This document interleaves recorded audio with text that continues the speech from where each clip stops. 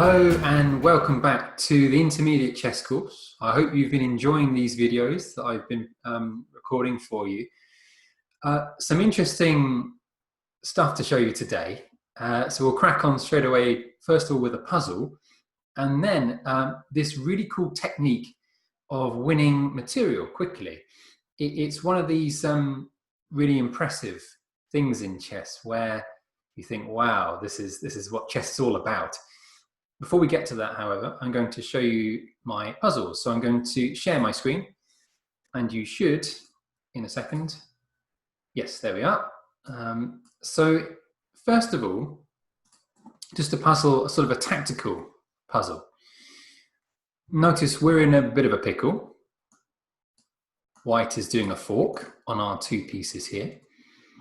So how are we going to deal with this situation? Because it looks initially like we could perhaps protect our rook. So I'd imagine that maybe the first thing that popped into your head may well be this move.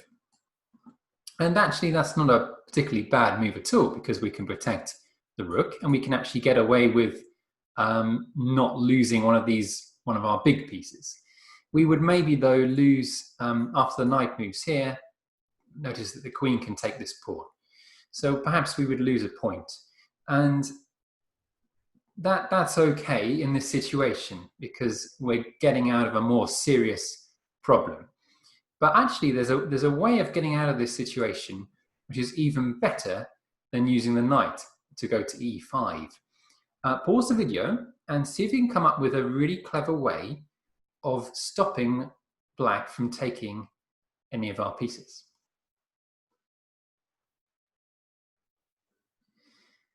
Okay, if you saw this, then well done, because the move is rook up to c5. You might think, well, why? Well, notice that in chess, even if we fall into some kind of trap, a fork or maybe a pin, then often we can use these exact same methods, pins, forks, skewers, discovered attacks, to get ourselves out of that hole. So if white takes this knight, which looks to make sense because we're getting an extra 3 points for our troubles, black can play an excellent move. And again, if you didn't see this initially, pause the video. Well, we could grab a pawn, but more importantly, we could probably grab a queen by doing this move, rook across to g5. Notice we're protected by that pawn, okay? And we're doing a fork, attacking queen and king. It's a royal fork or a family fork. So this is an excellent way to win white's queen. White would most likely have to take, and then we're into a king and pawn endgame, a pawn ahead, which you would imagine would be winning for black as long as the king was activated quickly. Okay, this kind of thing. And that's that nice little march to attack this pawn. So that's a way of counterattacking using tactics. I'm going to show you a very, very similar position, which is this one. Again, the same combination of pieces. The queen is again attacking our knight and attacking our rook. Now, can anyone tell me what would happen if you played this move? Knight to e5. What do you think white would play in this situation? Because it looks as though we've defended our rook, but there's a problem. What can white do? Well, the answer is this move, pawn up to f4. Now, unfortunately, this rook is protected by our knight. But again, this knight is attacked. So we have a double attack. It's not a fork per se, but it's a double attack. And unfortunately, there's not really any way we can get out of this in this example. So unfortunately, that move, knight to e5, doesn't quite work. We need something very similar to what happened in the last puzzle. See if you can spot it. Pause the video.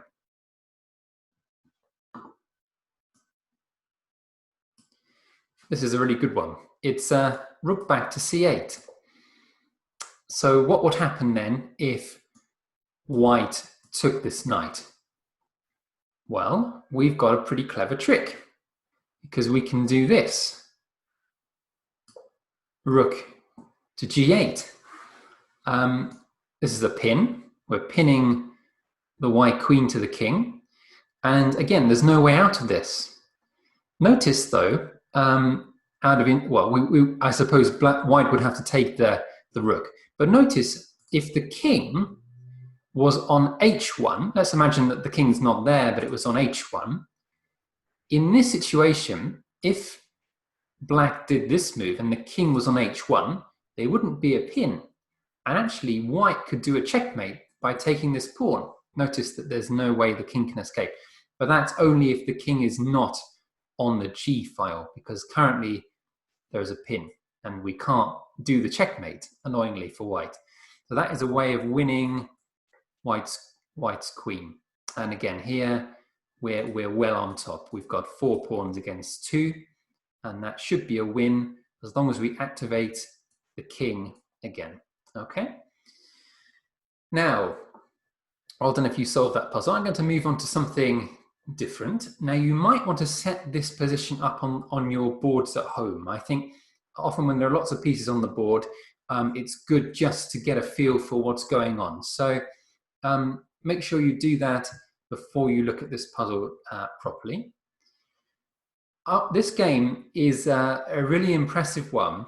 It's was played, I think, at the beginning of the 1900s, so probably about 100 years ago nearly.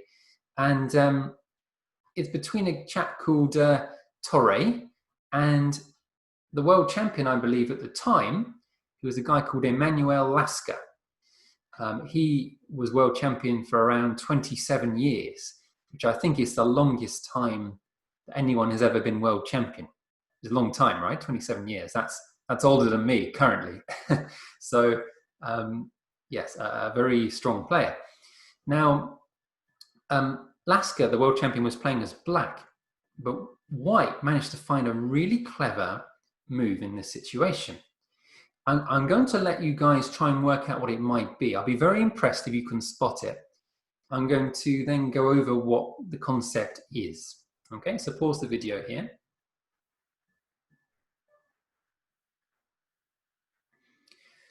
Now, the concept that I want to teach you today is called a windmill. Okay, you can also call it a seesaw, but I believe the more official term is windmill. A windmill is when we attack the enemy king, normally using a rook that is protected. Now, let's imagine that we did, well, the solution to this is bishop to f6. Notice in this situation, white is looks like he's in a bit of trouble because this bishop here is pinned. It's also attacked by the pawn. Looks like we're going to suffer material loss. But after this move, it looks like we've made a serious mistake, a blunder, because black can just take our queen. And that's exactly what happened in the game. Now, a windmill is when we're able to attack the enemy king, normally using a rook that's protected by another piece. But the problem is that the enemy king can't really escape from that attack. It can only go between 2 spaces. And what we do then is we take advantage of that by constantly checking the king, but winning material at the same time. I'm going to show you what I mean. It's a repetitive action. Think about how a windmill works. It goes round and round like this. And so imagine every time the sort of the blade or the windmill comes round, another check occurs. Okay, so can anyone spot what the move is here for white? What can white play? Notice that white's already a queen down, so it's got to be a pretty good move, and it is. It's this move. Rook takes pawn on g7 check. Now it's nearly checkmate. There's only one space that the king can go to, and it's this one. Now, in previous lessons, we talked about discovered attacks. So notice that this bishop here could check the enemy king. Obviously, the only thing that's in the way is the rook. Now, a move such as this would be perfectly good. We'd be doing a discovered attack and we would win back the queen immediately. But there's something even more exciting than that we could play first. Notice that black can't escape from these two squares. So what we can do is we can play this move, check. Notice that the attack, the check, can't be blocked at all. So there's only one move for black. Okay. So what we do now is we turn the windmill. We repeat the action. Rook here, check. So again, black has to move that king away. And this time, we move along again. The next blade of the windmill, check from the bishop. Again, the king has only got one space, can only go here. There's no way of blocking this check. So king has to go back. And guess what? What do we do now? Well, we come back again and we check the king. So it's a repetitive action. We do this. Now, we could legitimately take this pawn. I think white in this game considered that, okay, yes, we could take the pawn, but that would maybe activate black's rook later in the game. So that would be perhaps not what we want. In this situation, we've already got back two, I think it was a piece, the bishop that is, and the pawn here. But now we can recoup what we've invested. We've invested a queen in this trick. And now what we can do is rook back to g5. And, well, instead, the king has to go here. Again, no way of blocking. So we just pick up the queen like that. I'm going to just show you that one more time. The sacrifice of the queen in order to set up this windmill. Okay. The rook comes down, check, supported by the bishop.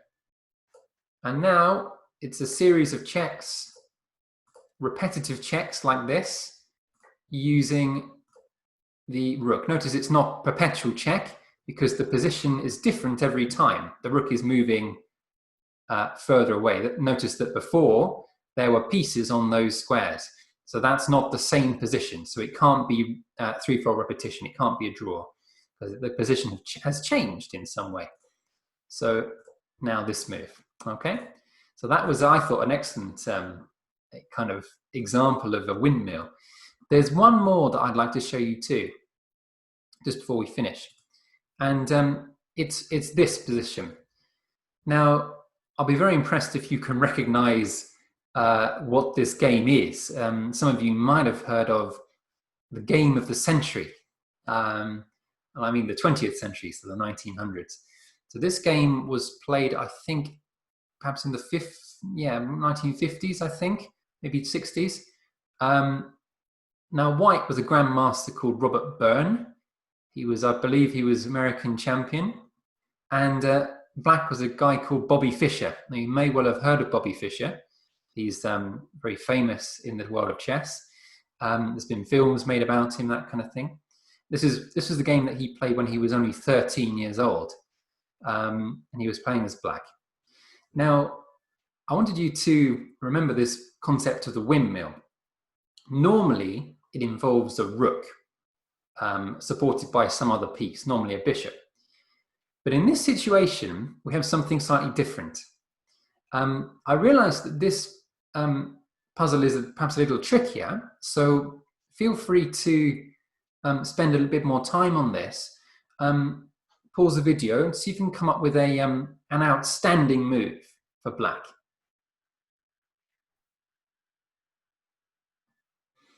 Well, if you spotted this move, then give yourself a pat on the back, and maybe more than one pat on the back, because it's such a good move. Because the move here is bishop to e6. Now, you might think, well, our queen is being attacked. Our knight is being attacked. How are we going to solve this problem? Well, it's a queen sacrifice, guys. A queen sacrifice. After this move, white decided to take the queen, which is, I guess, a fairly normal reaction. If the enemy queen is available to be taken, then normally you think, well, yeah, definitely, I'm going to take it. But see if you can see the next move. Well, what can we take for black? We could, I suppose, do a discovered attack by taking that and attacking the queen like that. But after that, white would probably just take our knight. That's not what we want. I think there's something that I may have mentioned in the previous lesson, but it's CCTV. So C stands for checks, the other C stands for captures, T stands for threats, and V, well, I would imagine violence on the chessboard. V for violence, so lots of aggression on the chessboard. The move is a check and a capture at the same time. Bishop takes bishop. Now, notice that, yes, I suppose white could block the check with the rook, but they'll just lose the rook for nothing. So again, we can't cross onto the E file because of the rook. So there's only really one continuation here, and that's king here. So again, looking for checks, bearing in mind what we talked about with the windmill, see if you can spot a check. Well, the answer is this. I mean, we could simply take this rook, but notice that we're already a queen behind, so we want to try to get some more material for it.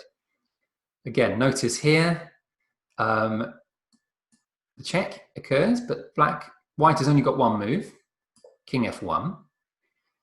So we activate the windmill. Knight takes pawn, first of all. Okay. So again, I suppose it's possible that the rook could come up, but white decided to hide again using the king. Again, the knight comes in like this, check, and this time we're going to attack another piece.